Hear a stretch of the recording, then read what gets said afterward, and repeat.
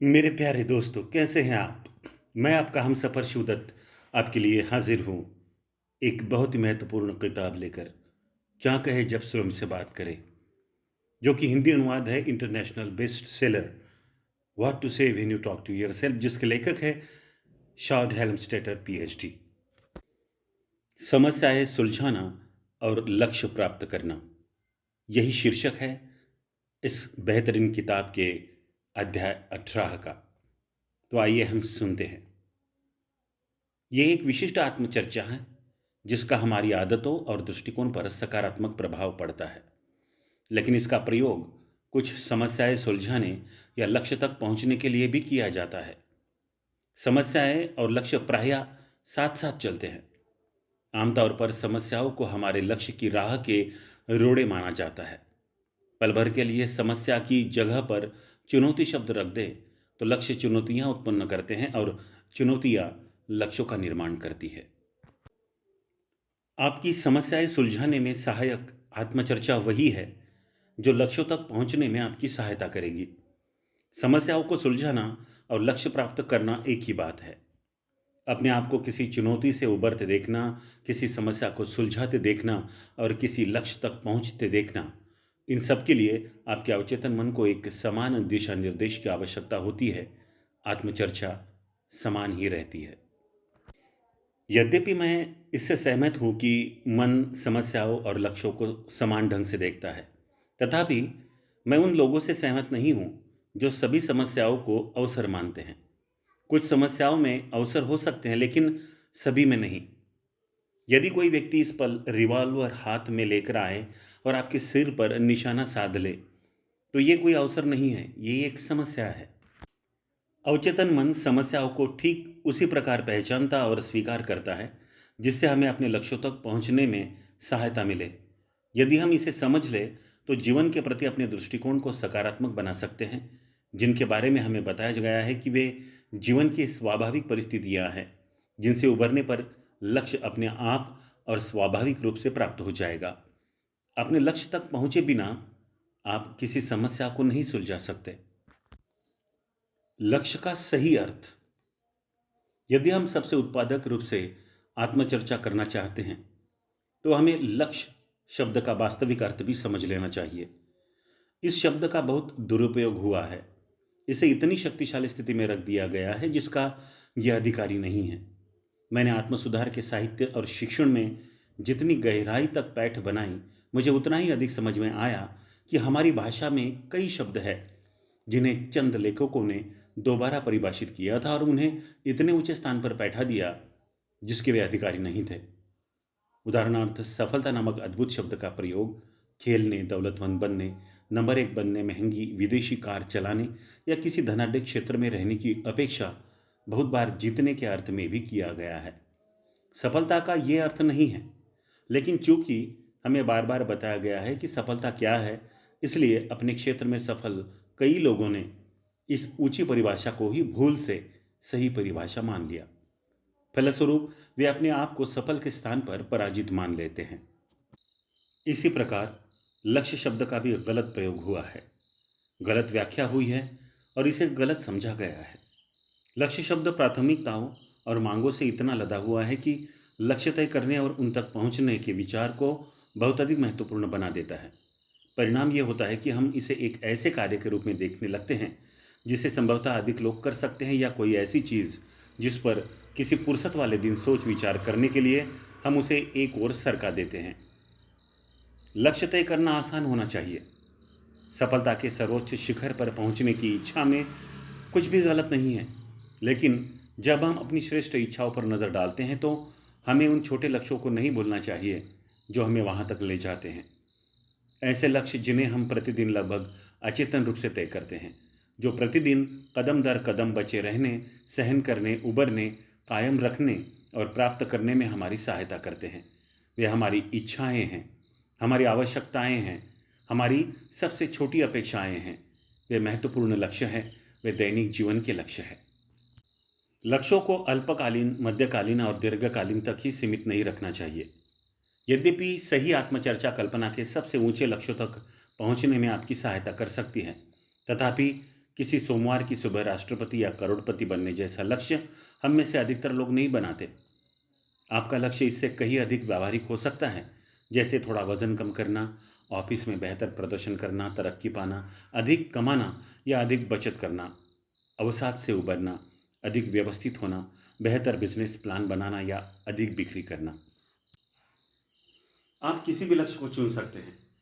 लक्ष्य महत्वपूर्ण या साधारण हो सकते हैं, जैसे कुछ अधिक खाली समय होना, अधिक नियमितता से चर्च जाना, घर को बेहतर ढंग से चलाना, अच्छे अंक पाना, व्यक्तिगत संबंध बेहतर बनाना, अधिक स्वस्थ बनना, संगीत सुनने जाना, घर पर पत्र भेजना, कई बार फूल भेजना, किसी दूसरे के लिए कुछ विशेष करना, क्लास रियूनियन के समय अच्छा दिखना, अधिक बार मुस्कुराना, गोल्फ में अपनी किसी कमजोरी पर विजय पाना। आपके तय उन लक्ष्यों के बीच की समस्याएं कैसे भी हो सकती हैं, बड़ी भी और छोटी भी, लेकिन आपका अवचेतन मन उन सभी से यथार्थवादी अंदाज में निपटता है। यदि आप अपने अवचेतन मन से ये करवाना चाहते हैं तो अपने आप को सही निर्देश और सही शब्द दें। आप अपने मन को जो सबसे अधिक बताते हैं, मन उसे करने के प्रति स्वाभाविक रूप से समर्पित रहता है। मन की इस प्रवृत्ति से लाभ उठाएं। किसी समस्या को सुलझाने या किसी लक्ष्य, चाहे वह छोटा हो या बड़ा, तक पहुंचने के लिए हम जिन आंतरिक मानसिक प्रक्रियाओं से गुजरते हैं वे एक समान होती है। यदि आप अपनी नौकरी में और भी अच्छा प्रदर्शन करना चाहते हैं, वजन कम करना चाहते हैं या जीवन में दौलत कमाना चाहते हैं, तो ये आपके अवचेतन मन के लिए समान ही रहता है। इसके लिए एक निर्देश भी वैसा ही है जैसा कि कोई अन्य निर्देश। आप इसके सामने जो उद्देश्य रखते हैं उस तक पहुंचने में सहायता करने के लिए इसे जितनी अधिक प्रोग्रामिंग मिलती है, ये उस दिशा में उतना ही अधिक जाता है। किसी विशेष समस्या या लक्ष्य को उद्देश्य बनाने से पहले आइए उस आत्मचर्चा का उदाहरण लें जो इस व्यापक क्षेत्र पर प्रकाश डालती है कि हम साधारणतः समस्याओं को कैसे देखते हैं या हमें आने वाली समस्याओं के बारे में क्या विश्वास होता है। हम अपनी समस्याओं को जिस दृष्टिकोण से देखते हैं वह दृष्टिकोण इस बारे में महत्वपूर्ण भूमिका निभाता है कि हम उनके बारे में क्या करते हैं। क्या हम उनका विश्लेषण करते हैं, उनसे बचते हैं, उनसे मुकाबला करते हैं, उनके चारों ओर गोल गोल घूमते रहते हैं या उन्हें सुलझाते हैं।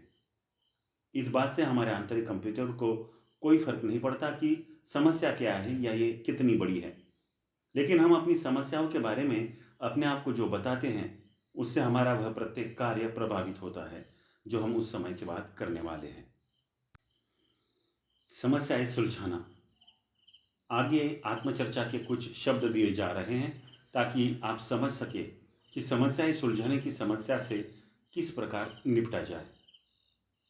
मैं समस्याएं सुलझाने में माहिर हूँ। मैं चुनौतियों को पसंद करता हूँ और उनका सामना करता हूँ। समस्याएं मेरी शिक्षक है, वे सीखने और विकास करने में मेरी सहायता करती है। उनके बिना मैं कहीं नहीं पहुँच सकता। उनके होने का अर्थ है कि मैं अपने लक्ष्यों की दिशा में आगे बढ़ रहा हूँ। ऐसी कोई समस्या नहीं है जिसे मैं न जीत सकूं। मेरा मन, शरीर और भावना दृढ़ है। मेरी इच्छा शक्ति, मेरी शक्ति और मेरा संकल्प सामने खड़ी किसी भी समस्या से अधिक बड़ा है। जब भी किसी नई समस्या से मेरा सामना होता है तो मैं समस्या को शत्रु के रूप में नहीं देखता। मैं जानता हूँ कि उस समस्या का समाधान खोजने से मेरे व्यक्तिगत विकास में वृद्धि होगी। मैं जानता हूँ कि समस्याएं मेरी आध्यात्मिक और मानसिक शिक्षा और तैयारी का एक प्रमुख घटक है। इसलिए मैं ये जानता हूँ कि सब समस्याएं मेरे लिए महत्वपूर्ण हैं। मैं समस्याओं से नहीं घबराता, मैं उन्हें सुलझाता हूँ। मैं समस्याओं की उपेक्षा नहीं करता, मैं उनका सामना करता हूँ। मैं समस्याओं से कतराता नहीं हूँ, मैं तो उन्हें जीत लेता हूँ। मैं जानता हूँ कि प्रत्येक समस्या के भीतर उसके समाधान की कुंजियाँ छिपी रहती है। इसलिए मैं किसी समस्या को जितना अच्छा समझता हूँ उसके समाधान को उतनी ही स्पष्टता से देखने में समर्थ होता हूँ। समस्याएं होना मेरे लिए कोई समस्या नहीं है। मैं आत्मविश्वासी, आश्वस्त, सकारात्मक और संकल्पवान हूँ। मैं जानता हूँ कि मैं अपने सामने आने वाली किसी भी समस्या से उबर सकता हूँ और मैं हमेशा ऐसा कर लेता हूँ। मैं बड़ी बड़ी बाधाओं को छोटे छोटे टुकड़ों में तोड़ने में माहिर हूँ, जिन्हें संभालना अधिक आसान होता है। मैं कभी किसी समस्या को वास्तविकता से अधिक बड़ी नहीं होने देता। मैं कभी चिंता नहीं करता। मैं चिंता के समय को सकारात्मक, सृजनात्मक एवं समाधान समय में बदल देता हूँ। मैं अपने मस्तिष्क को सभी समाधानों के प्रति खुला व चौकस रखता हूँ, इसलिए समाधान भी मेरे पास जल्दी तथा आसानी से पहुँच जाते हैं। मैंने ये पहचानना सीख लिया है कि अनेक समस्याओं के साथ संभावित लाभ और अवसर जुड़े रहते हैं, जो समस्याओं के बिना मेरे सामने नहीं आते। मैं ऐसा जीवन जीना नहीं चाहता जिसमें एक भी समस्या न हो। इसकी अपेक्षा मैं तो समाधान खोजने और उनसे लाभ का आनंद लेने वाला जीवन जीने का चुनाव करता हूँ। चुनौती, विजय, समाधान और जीत वे शब्द हैं जिनके अनुरूप मैं प्रतिदिन जीता हूँ। चुनौती या अवसर है और उन पर विजय पाना अवश्यंभावी परिणाम है। समाधान मेरी सफलता की सीढ़ियाँ हैं और जीतना मेरी जीवन शैली है।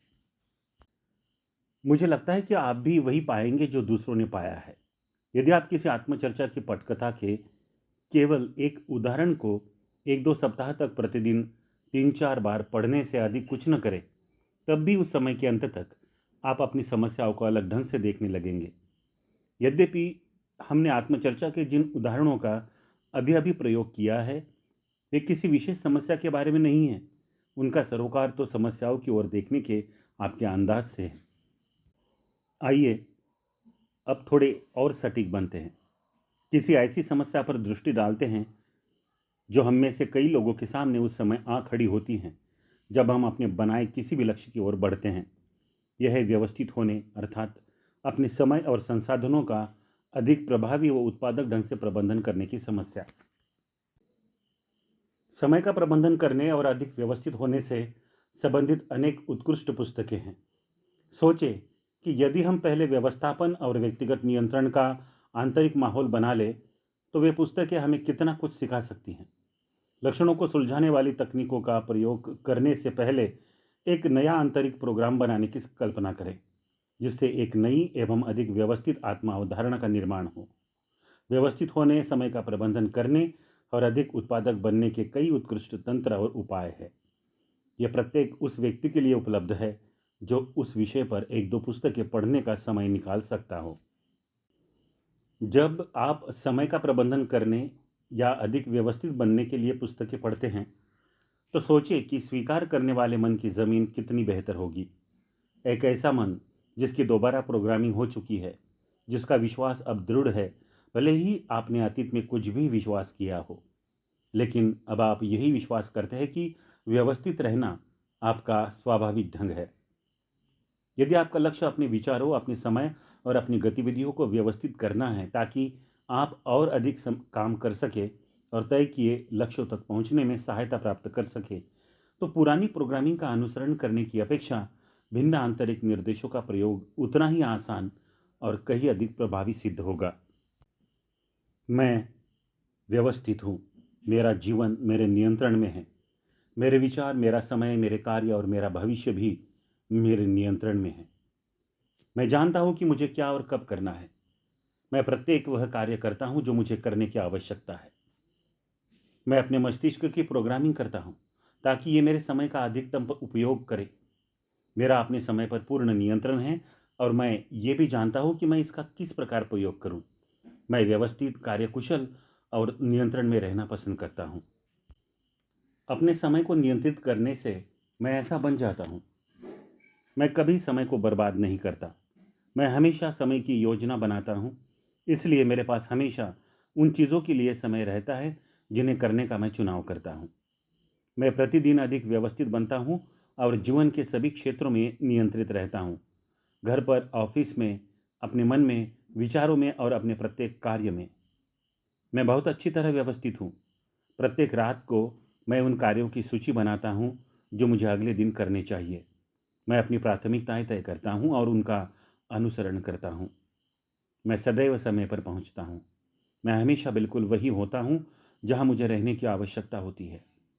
समय पर पहुँचना मेरे लिए आसान है और मैं अपने समय पर जितना अधिक नियंत्रण करता हूँ तथा जितना अधिक व्यवस्थित रहता हूँ, ये उतना ही अधिक आसान होता जाता है। मेरी भावनाओं, दृष्टिकोण और आवश्यकताओं की कमान मेरे हाथ में रहती है। मैं उन्हें नियंत्रित रखता हूँ, वे मुझे नियंत्रित नहीं करते। अपने कार्यों के परिणाम में मेरा मत सदा किसी विजेता का ही होता है। मैं सहयोग नहीं बल्कि चयन से जीने का चुनाव करता हूँ। इसलिए मैं नियंत्रण अपने हाथ में लेने का समय निकाल लेता हूँ।